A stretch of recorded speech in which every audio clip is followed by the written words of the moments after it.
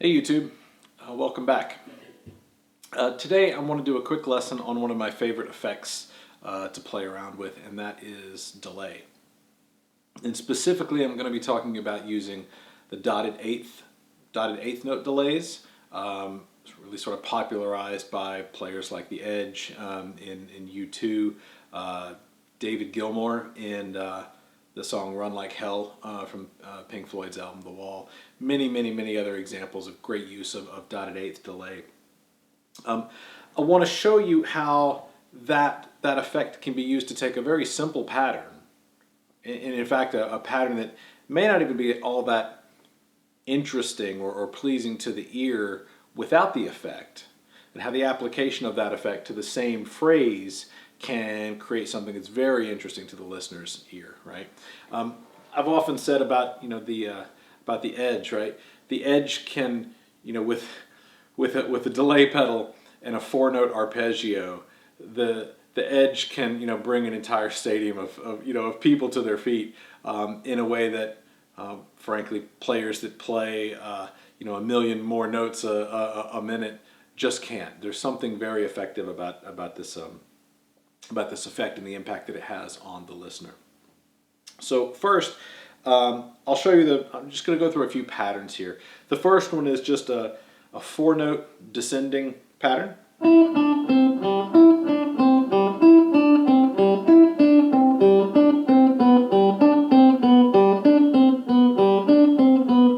Okay, so I'm going to add a delay to this. So the tempo, several things you need to think about with the delay. You want to think about the tempo, the beats per minute, and you want to think about the number of repeats and how loud those echoes, how loud each delay is.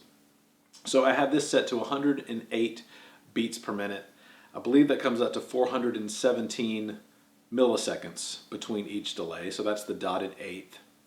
I may do another video on how to calculate those millisecond settings based on whatever the tempo is. There's a formula to it that you can apply, but hopefully you have a delay pedal that allows you to just set the tempo in terms of beats per minute, and then whether you want quarter note, eighth note, dotted eighth, dotted quarter, and so forth. But this is a dotted eighth on 108 beats per minute, and I have the first repeat to be fairly loud, almost up to the same volume as the original note, and then there it trails off, and I think you'll hear about three repeats in total before it fades out. So here's an example.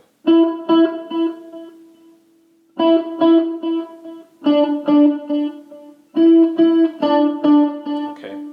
Before I get into this pattern, there's a couple of other techniques that I like to use when I'm doing an eighth note, dotted eighth delay like this.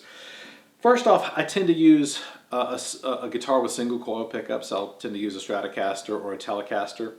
I think that at least for my ear, I like to hear the note being very crisp and clean. I don't want a whole lot of low end. I want fairly a lot of upper mid range and high end to get those repeats. If there's too much low end in the repeats, it'll get muddy as those low frequencies sort of build on themselves. Secondly, I think it's helpful to play with a fairly staccato type of style, right? You can let the notes ring out, but again, it's almost like there's too much signal being repeated and it gets a little fuzzy. I'll give you an example. First, I'm going to do an example of where I'm letting each note ring out fully. And then I'll come back and do it again where I'm using a combination of palm muting on the bridge and then muting with my fret hand to sort of choke those notes off a bit. So first, here's the figure letting each note ring out.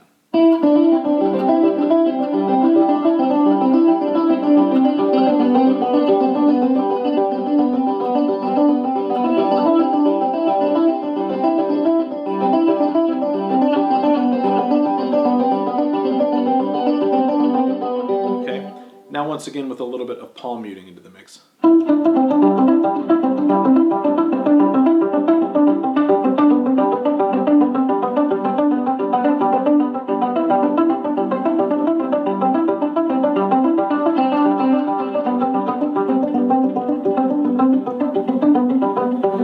I really like that effect, right? And it allows you to vary the amount of muting that you're doing and make it more dynamic, right? The other thing that I want to mention is you can have an enormous effect on how, since every aspect of that note is being repeated, even very small dynamics become large in this equation. So for example, when you think about pick attack, if you're, one way of doing it is to attack with totally flat, the pick totally flat on the string, and it will sound very kind of a rounded sound. Or I can play with a little bit of the edge of the pick, and you'll get a little bit of that scraping sound. Let's see if you can hear this. Now ordinarily that little scrape would go by in just a flash, but when you have a delay, you hear that scrape a lot. So by varying your pick attack, you can add a little edge, a little bit of grit to it, okay? So here's I'm going to play it a couple of times with totally flat, and then I'm going to play it with some pick attack, right? That's flat. Now here's with edge.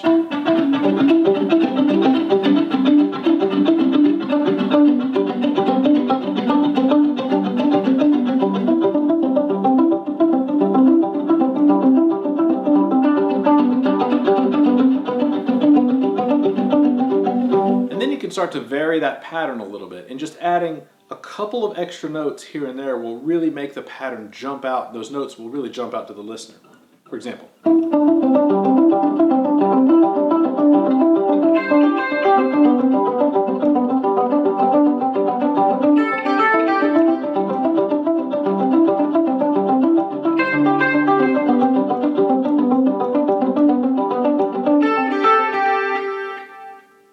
So let's apply some of those same approaches to something a little different. Instead of a descending 4-note pattern on a single string, let's take a chord progression and arpeggiate it using the same palm muting and staccato phrasing. So the chord progression we're going to use here is a 4-chord progression. Starts out with a D major 7, C minor 7, B minor, and then E. Okay.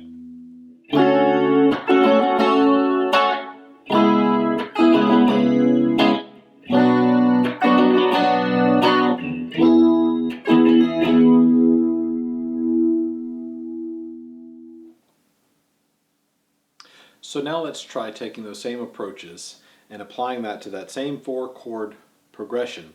But instead of strumming the chords, we're going to arpeggiate them. We're going to try to make that as staccato as possible. So I'll give you an idea.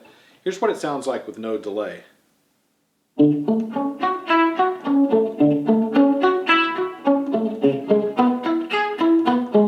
Okay, really choppy, really staccato.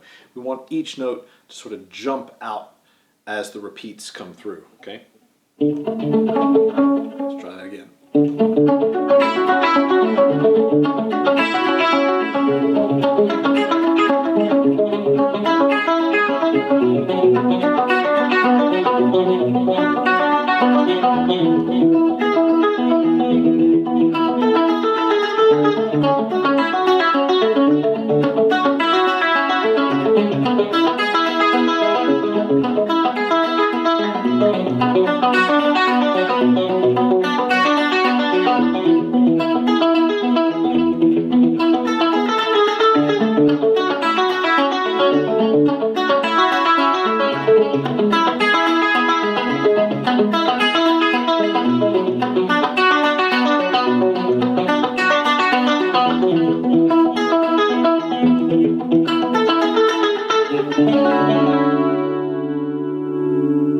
I just love the way that sounds, right? It takes a simple chord progression and it makes it much more dynamic, much more engaging to the listener's ear.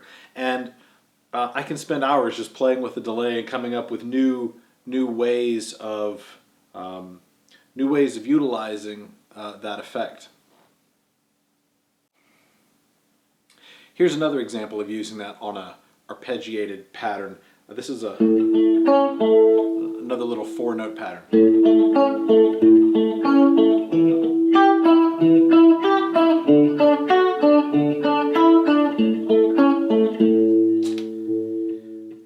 properly, it has a bounce. It has a bounce to it.